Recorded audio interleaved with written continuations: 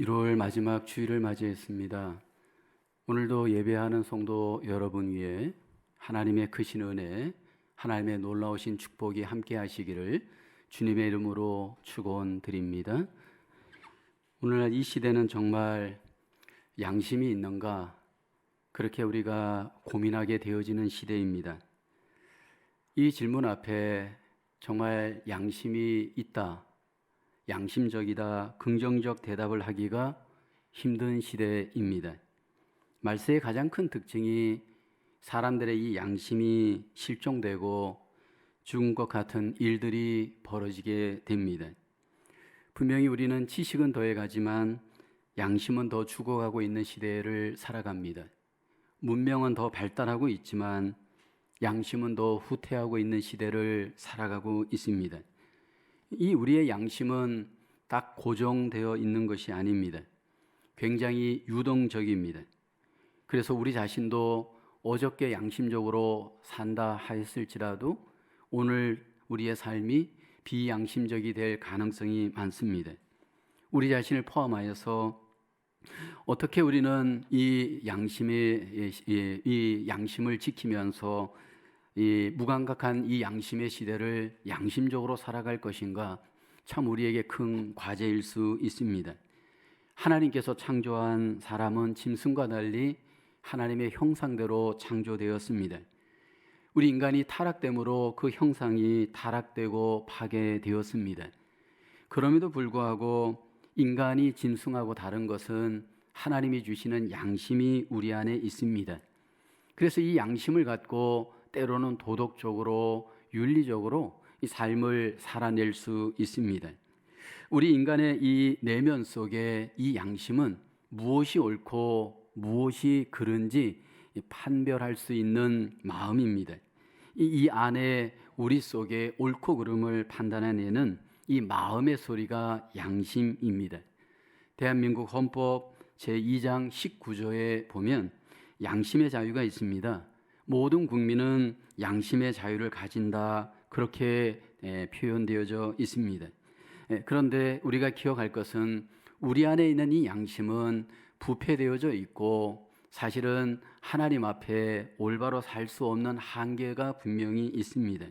예수님을 믿을 때 양심도 회복되어지고 선한 양심으로, 정결한 양심으로 이 땅에서 승리할 수 있습니다. 양심이 죽은 사람은 과연 어떤 모습일까? 오늘 본문의 헤롯을 통해 우리는 양심에 죽은 사람을 봅니다. 헤롯이라는 이 사람은 예수님 당시의 통치자 헤롯 대왕이 아닙니다. 그 헤롯 대왕의 아들 헤롯입니다. 예수님 당시에 헤롯 왕이 사마리아 여자 말타케라고 하는 여자와 결혼하여서 아이를 낳습니다. 그 아들 중에 헤롯 안디바라고 하는 아들이 있었는데 오늘 본문의 헤롯은 헤롯 안디바를 의미합니다.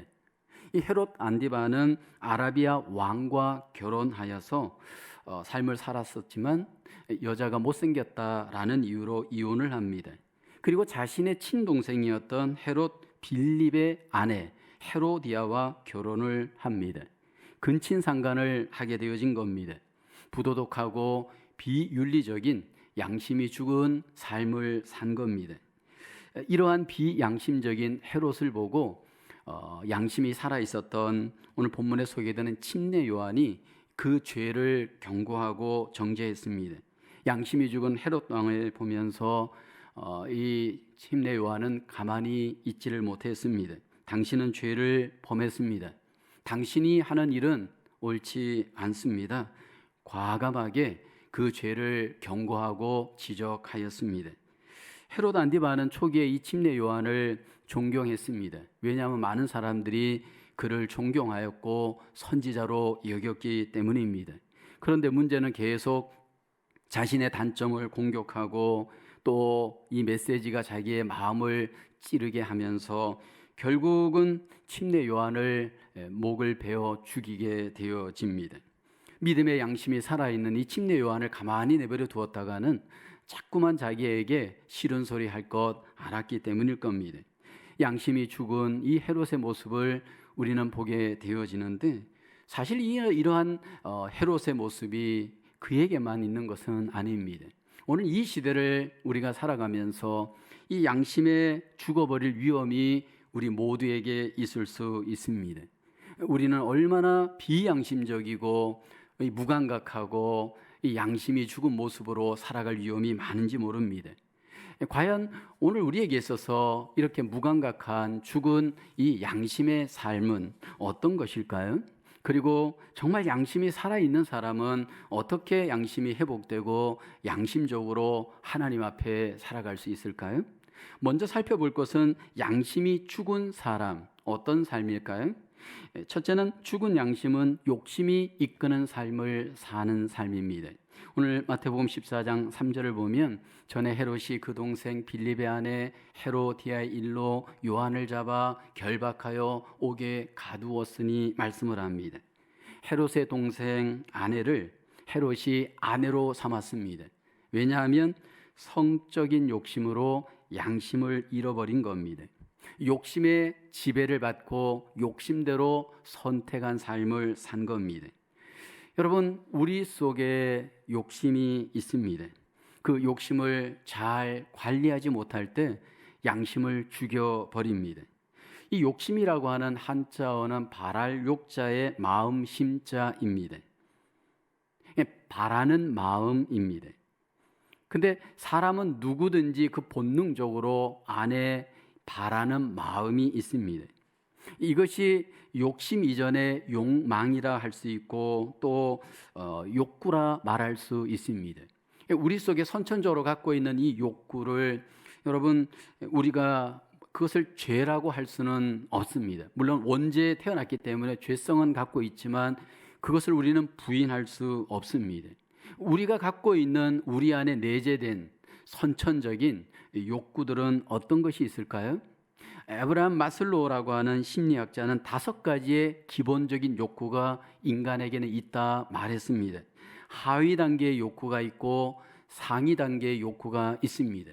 1단계는 의식주의 욕구입니다. 우리는 누구든지 가르쳐 주지 않아도 먹고 싶고 자고 싶고 배설하고 싶어하는 기본적인 생존의 욕구가 우리 안에 있습니다. 2단계는 안전의 욕구입니다. 우리가 사고나 질병이나 전쟁과 같은 이 불안으로부터 안전하게 살기를 원하는 욕구가 우리에게 있습니다. 3번째는 우리에게 사회적 욕구들도 있습니다. 어느 정도 삶을 살면 집단에 소속되어져 애정을 또 관심을 받고 싶어 하는 그 욕구가 우리에게 있습니다. 4단계 욕구는 존경의 욕구입니다. 타인들로부터 인정을 받고 존중과 존경을 받고 싶어하는 이 명예와 같은 그러한 욕구들이 우리에게 있습니다. 그리고 마지막 5단계는 자아 실현의 욕구가 있습니다. 자기 발전을 통해서 자기의 어떤 내면의 성취감을 경험하고 싶어하는 욕구들이 우리에게 있습니다. 근데 여러분, 이 욕구가 욕심으로 어떻게 발달되어 가는가를 우리는 잘 생각해 봐야 합니다. 본능적인 욕구들은 죄라 할 수 없습니다. 이 욕구들을 우리는 잘 어떻게 보면 발달시키고 잘 우리가 우리 속에 충족시킬 때 우리의 삶은 분명히 그 안에서 또 기쁨을 맛볼 수도 있습니다. 근데 문제는 이 욕구가 욕심으로 발전하는 데 문제가 생깁니다. 먹는 것을 원하는 것은 욕구이지만 먹는 것을 탐하는 것은 욕심이 되어집니다. 명예를 우리 안에 원하는 것은 욕구이지만 죄가 아니지만 명예를 탐하게 되어지면 욕심이 되어집니다. 죄가 되어집니다. 돈을 얻으려고 하는 마음, 이것은 욕구일 수 있지만 돈을 탐하게 되어질 때는 여러분 욕심이 되고 죄가 됩니다. 지식을 구하는 것은 욕구일 수 있지만 탐하게 되어지면 죄가 되어집니다. 제가 신학을 하면서 목회의 길을 갈 때 이 지식에 대한 내 안에 욕구들이 있었습니다.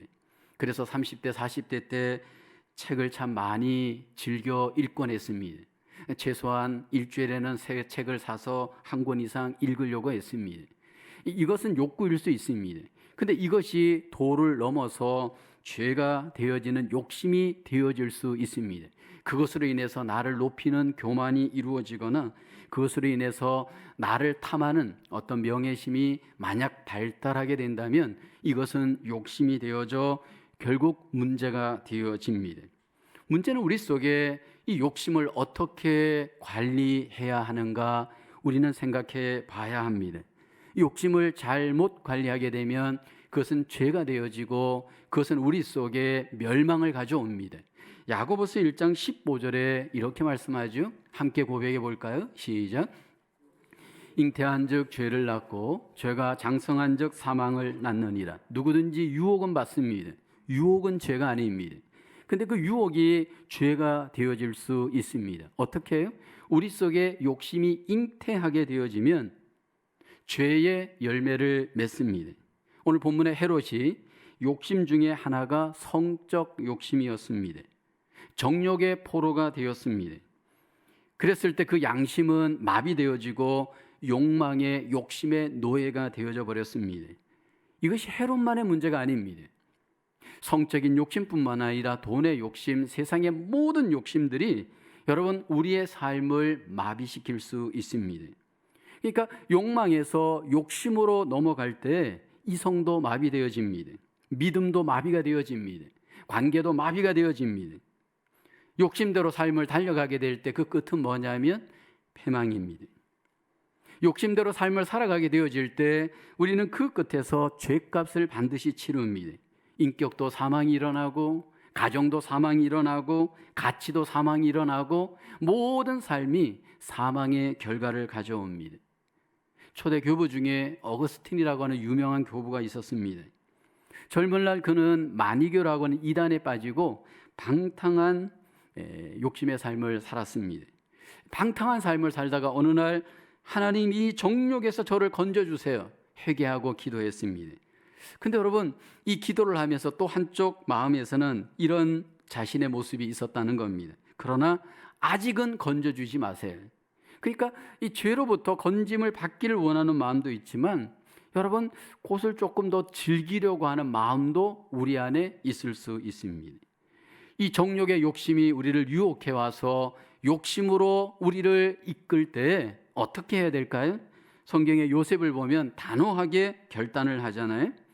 여러분 이 죄의 문제는 이 욕심의 문제는 단칼에 끊지 않으면 어렵습니다.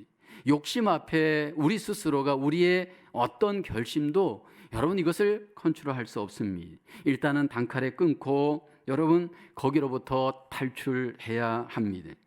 그리스도인들도 욕심을 가질 수 있습니다. 욕심을 가질 때 우리의 양심이 여러분 마비가 일어날 수 있습니다. 욕심을 가질 때 거짓말합니다. 욕심을 가질 때 도둑질합니다. 욕심을 가질 때 결국은 여러분 타협하게 되어집니다. 이 욕심을 갖게 되어지면요 여러분 이 욕심은 더 발전을 합니다. 그로 인해서 우리의 삶 속에 이 욕심으로 말미암아 모든 삶의 문제가 되어집니다. 당시에는 그것이 문제가 안 될 것 같지만 다 잃어버리고 파멸에 빠지게 만듭니다. 욕심을 비우고 내려놓고 욕심을 다스릴 수 있는 은혜가 우리에게 다시 한번 결단되어지고 경험될 수 있기를 주님의 이름으로 축원합니다. 두 번째로 이 죽은 양심은 허영심의 삶을 삽니다. 7절을 보십시오. 헤롯이 맹세로 그에게 무엇이든지 달라는 대로 주겠다고 약속하거늘. 헤롯은 허영심이 많은 사람이었습니다. 헤롯만이 아니라 우리에게 다 허영심이 있습니다. 이 허영심이란 자기 분수를 모르는 자기 과시의 욕구입니다.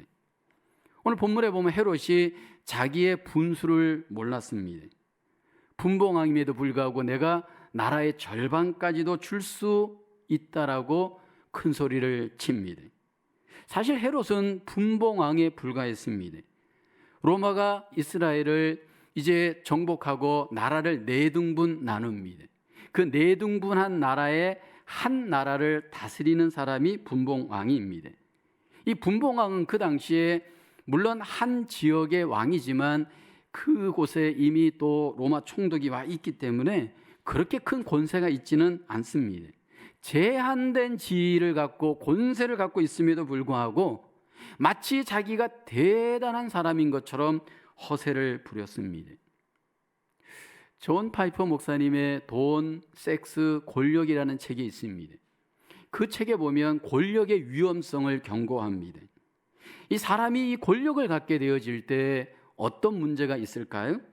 권력이 가장 위험한 것은 권력을 가진 사람을 권력으로 높이려고 한다는데 권력에 문제가 있다는 거예요. 이 권력을 갖는 순간 권력이 자기를 높이는 데 사용되어지고 자기가 하나님이 되어진다라는 겁니다. 우리 속에 여러분 나를 높이려고 하는 마음이 우리는 내재되어져 있습니다. 그러니까 우리 속에 전부 이기적인 여러분 그 마음이 우리 안에 다 있습니다. 우리 안에 전부 나를 높이기를 원하는 그 이기적인 마음이 전부 있습니다. 근데 허영심은 바로 자기를 높이고 과시하기 위한 마음입니다. 여러분 이렇게 이 자기를 높이려고 하는 이 인간의 과시욕, 이 허영심은요, 모든 인간들에게 있어서 그런 환경이 조성되어지면 거의 예외가 없습니다. 구약에 하나님께서 왕들에게 권세를 주었습니다. 하나님께서 이스라엘 왕들에게 권세를 주었을 때 대부분의 유다 이스라엘 왕들이 그 허영심으로 다 실패합니다. 믿음의 왕이었던 솔로몬도 보십시오. 변질되고 말았습니다. 왕이 될 때는 믿음이 있는 것 같고 왕이 되어졌을 때 지혜로웠습니다. 그런데 그가 이제 그 권력 속에서 성전도 완성하고 왕궁도 완성하게 되어집니다. 정말 대단한 여러분 일들을 행합니다. 그리고 난 뒤에 변질되기 시작을 합니다. 역대하 9장 21절을 보면 솔로몬 왕의 재산과 지혜가 천하의 모든 왕들보다 큰지라. 이렇게 모든 것들이 잘 되고 커지면서 자신을 과시하고 싶은 마음이 솔로몬에게도 일어났을 겁니다. 왜냐하면 주변에서 전부 당신 대단하다, 이렇게 큰 일을 행하다니, 그렇게 그를 과시하게끔 그를 높였기 때문입니다. 결국은 그는 많은 여자를 거느리고 쾌락으로 결국 믿음의 선한 양심을 잃어버리고 말았습니다. 우리 삶 속에 이 허영심의 문제는 특별히 우리나라 민족, 대한민국 같은 경우에 가장 드러나는 삶의 문제이기도 합니다. 우리는 유교 문화에 익숙한 민족입니다. 유교 문화는 체면 문화입니다. 좀 부정적으로 본다면 유교 문화는 내적인 것보다 외적인 것을 더 잘 보이려고 하는, 좀 이렇게 허세를 강조하는 그런 문화입니다. 그래서 자기 분수에 맞지 않게 꾸미게끔 만들어 버립니다. 예를 들어서 우리가 실속을 차리지 못하고 허세를 더 부리는 것들이, 꾸미는 것들이 뭐냐면 집이라든지 차라든지 옷이라든지 이런 외적인 것으로 우리를 꾸미려고 하잖아요. 그리고 이것은 교회 안에도 들어와서 더 우리로 하여금 허영심을 자극합니다. 한국의 사랑의 교회를 심화했던 고 오카노 목사님이 한국 교회를 비판할 때 3허 현상을 비판했습니다. 한국 교회는 이 세 가지 허가 많다는 겁니다. 허수, 허세, 허상입니다. 이 한국 교회가 너무 수를 여러분 부풀려 쏘긴다, 허수를 너무 이렇게 자랑한다는 것을 비판했습니다. 그뿐만 아니라 믿음의 실제적인 능력은 없으면서 허세를 너무 부린다 비판했습니다. 또 하나 허상, 즉 그리스도인답게 살지 못하면서 그리스도인 척하는 이 허상의 문제가 한국교회 문제이다, 그렇게 말했습니다. 저는 이것이 거의 맞다라고 저는 생각이 되어집니다. 목회를 하다 보면 목회자도 이 허영심에 빠질 위험이 너무 많습니다. 어느 정도 목회가 안정이 되고 어느 정도 이렇게 섰다라고 생각하는 순간 여러분 허세를 부릴 수 있는 위험이 굉장히 많습니다. 그럴 때 분수를 잊어버리고 허영심으로 자기를 과시할 수 있는 위험이 이 목회자들에게 얼마나 많은지 모릅니다. 사람이 허영심이 발동되기 시작하면 양심은 죽습니다. 이 허영심의 반대를 만약 말씀드리라고 한다면 진실과 성실입니다. 하나님은 우리가 내실을 기하기를 원하십니다. 작은 것에 충실하고 성실하고 진실하기를 하나님은 기뻐하십니다. 그 성실의 시작이 뭐냐 하면 로마서 12장 3절에 이렇게 우리에게 말씀을 합니다. 같이 한번 고백해 볼까요? 시작. 내게 주신 은혜로 말미암아 너희 각 사람에게 말하노니 마땅히 생각할 그 이상의 생각을 품지 말고 오직 하나님께서 각 사람에게 나누어 주신 믿음의 분량대로 지혜롭게 생각하라. 자기 분수를 알라는 겁니다. 내 믿음의 분수를 아는 것, 여러분 이것이 바로 성실의 시작이고 진실의 시작입니다. 헛된 허영심의 생각을 품게 되어지면서 우리는 망가질 수 있는 위험이 얼마나 많습니까? 허영심으로 가정이 망가집니다. 허영심으로 교회가 망가집니다. 허영심으로 우리의 삶이 망가집니다. 그래서 우리는 작은 것에 먼저 진실하고 작은 것에 먼저 성실하기를 하나님 앞에 힘써야 합니다. 그것이 분수를 아는 하나님의 백성의 모습인 줄로 믿습니다.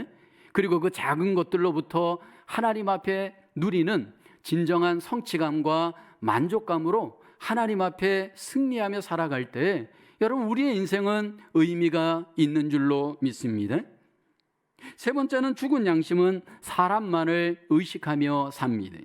오늘 본문의 헤롯을 보면 이렇게 9절에 일이 일어나죠. 왕이 근심하나 자기가 맹세한 것과 그 함께 앉은 사람들 때문에 주라 명하고, 여기 보면 헤롯의 딸이 아버지에게 침례 요한의 목을 베어 주십시오 그렇게 요청을 하였습니다.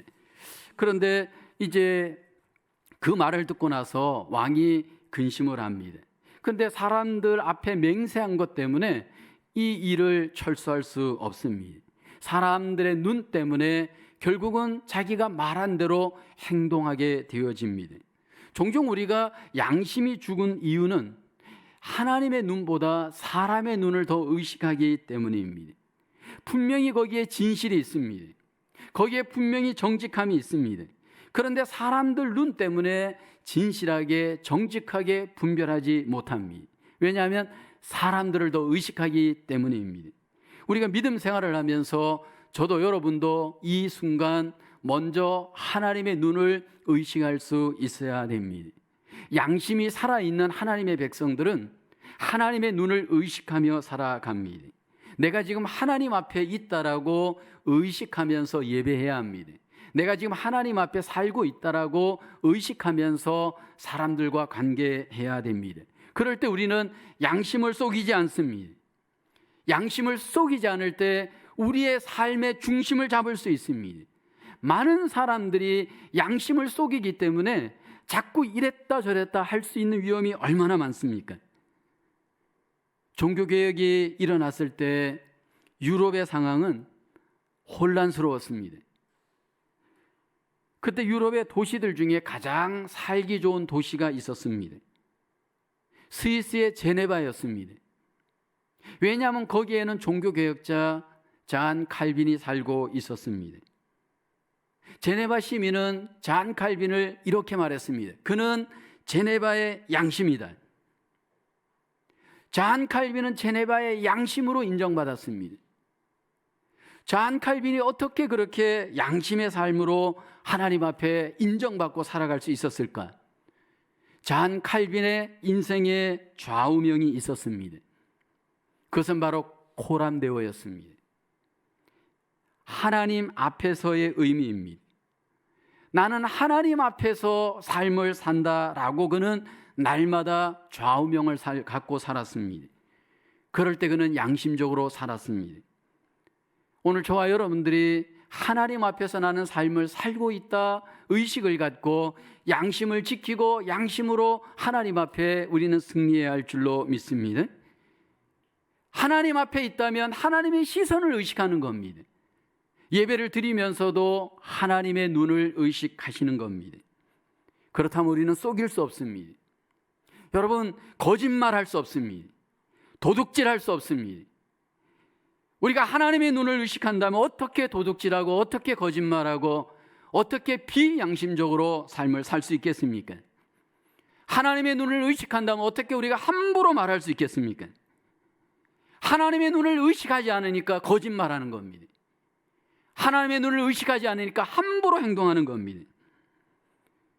이 시대를 살아가면서 나는 정말 불꽃 같은 하나님의 눈을 의식하면서 정직하고 진실하게 하나님 앞에 살기를 힘쓰고 있는지, 만약에 하나님의 눈을 여러분 우리가 속이면서 삶을 살 때 하나님의 사람들은 반드시 죄책감을 갖습니다. 사람이 죄책감 속에 살아갈 때의 삶은 감옥 안에 살아가는 것과 같습니다.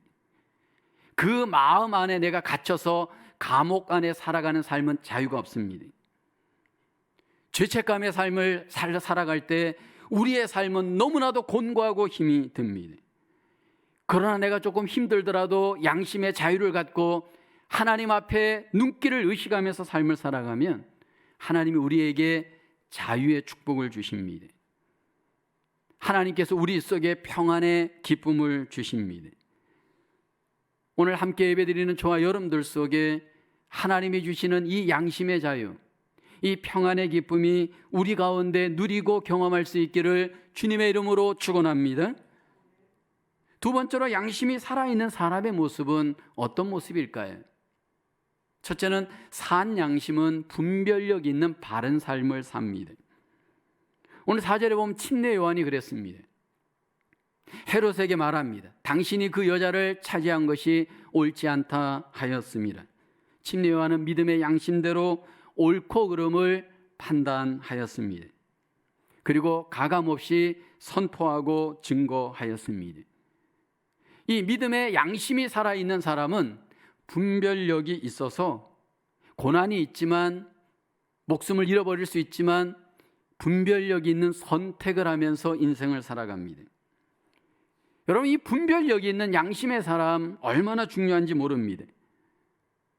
하나님께서 믿음의 분별력을 갖고 양심대로 사는 사람들을 통해 이 땅에 하나님의 나라를 세워가십니다. 하나님의 교회를 세워가십니다. 하나님의 놀라우신 영광을 하나님께서 나타나게 하십니다. 제가 한번 여러분들에게 소개했던 영국의 양심, 윌리엄 윌버포스 이야기를 여러분 기억하실 겁니다. 이 윌리엄 윌버포스 18세기 영국의 대표적인 그리스도인이면서 양심가였습니다. 당시에 이 영국은 세계 최대의 노예 무역국이었습니다. 아프리카에 있는 흑인들을 이제 배로 실어서 유럽에 파는 노예 무역의 50% 이상을 영국이 차지할 정도로 아주 이 노예 무역이 발달한 시대에 살았습니다. 그 당시에 영국 교회가 얼마나 여러분 왕성하게 부흥되고 성장되었습니까? 그런데 아무도 이 부분에 대해서 타치하지 못하였습니다. 당시 이 노예들은요, 사람이지만 사람의 인격으로 대접을 받지 못하였습니다. 배에서 쇠사슬에 매인 채로 먹지도 못하고 화장실도 가지 못하고 매를 맞고 짐승처럼 대접을 받곤 하였습니다.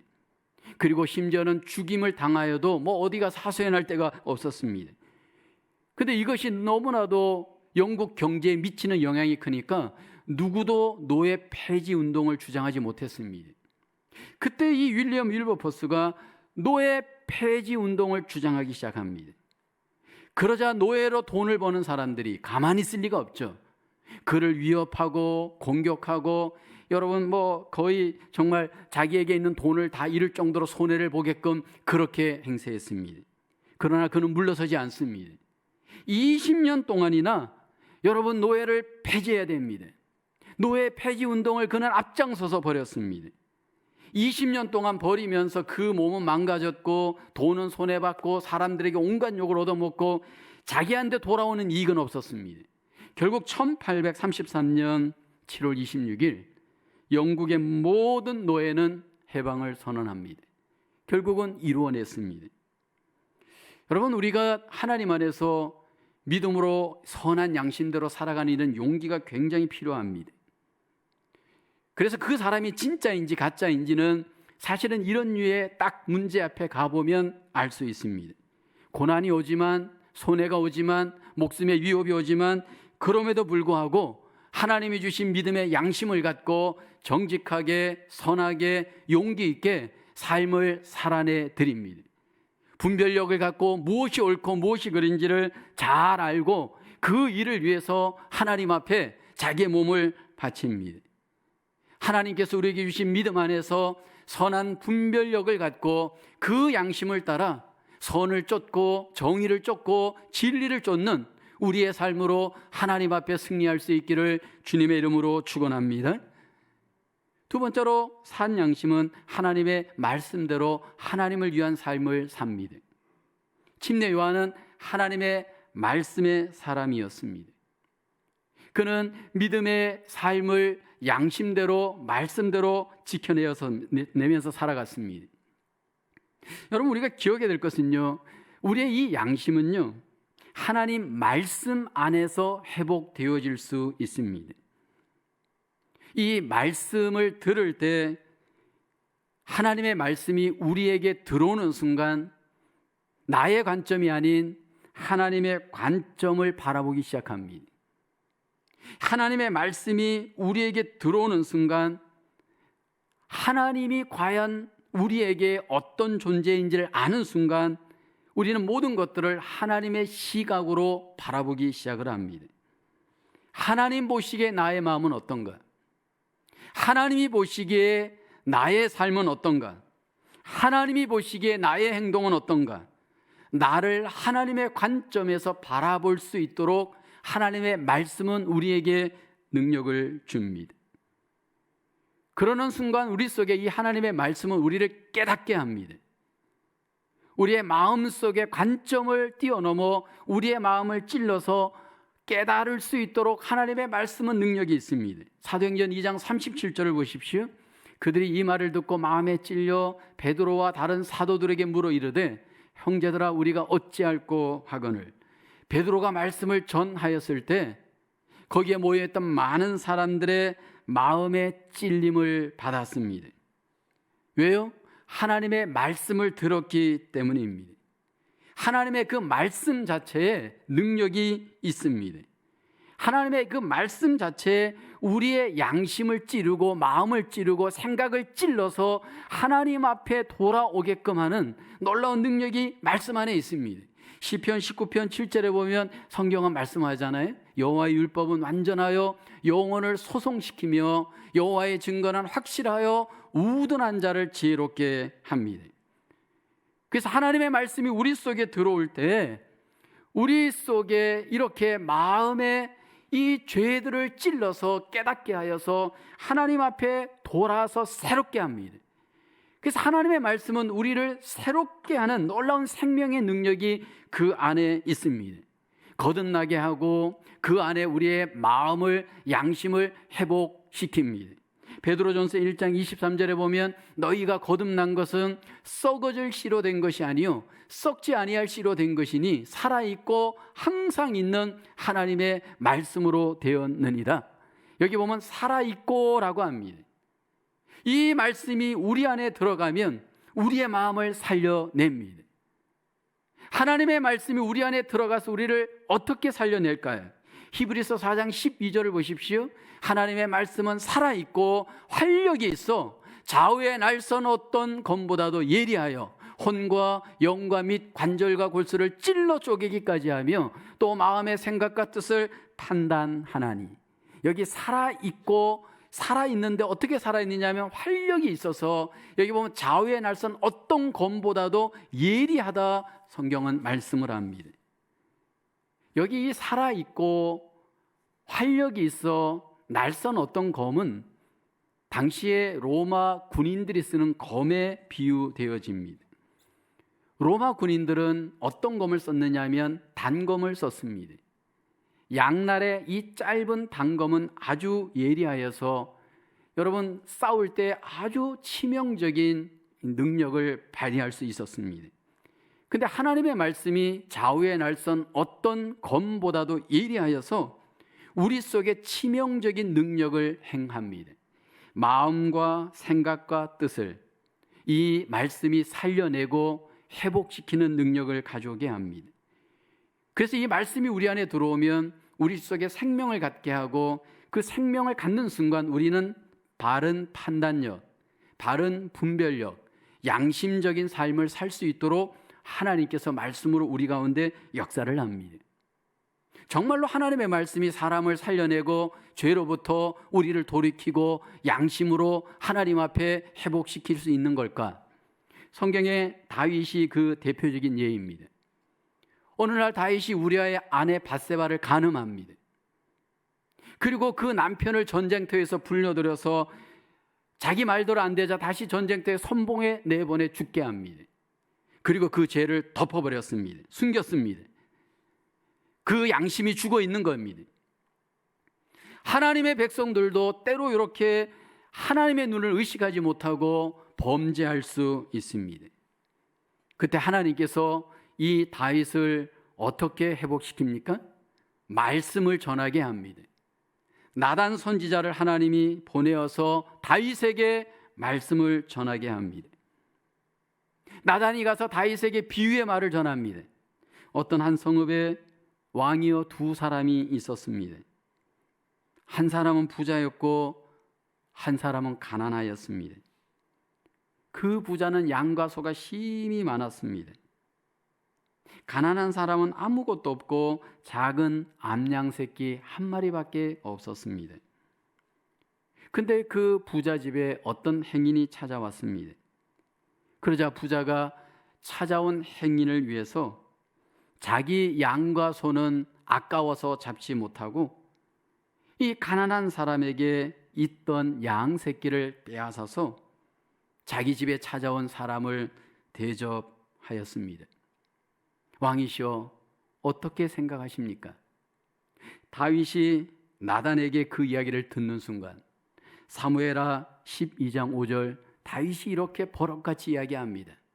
다윗이 그 사람으로 말미암아 노하여 나단에게 이르되 여호와의 살아계심을 두고 맹세하노니 이 일을 행한 그 사람은 마땅히 죽을 자라.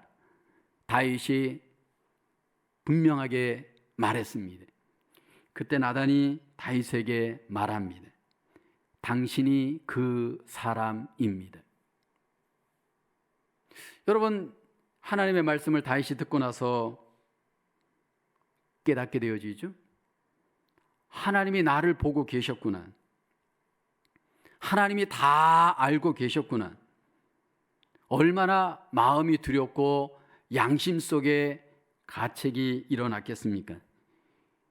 다윗이 그때부터 한 일이 뭐냐면 회개였습니다.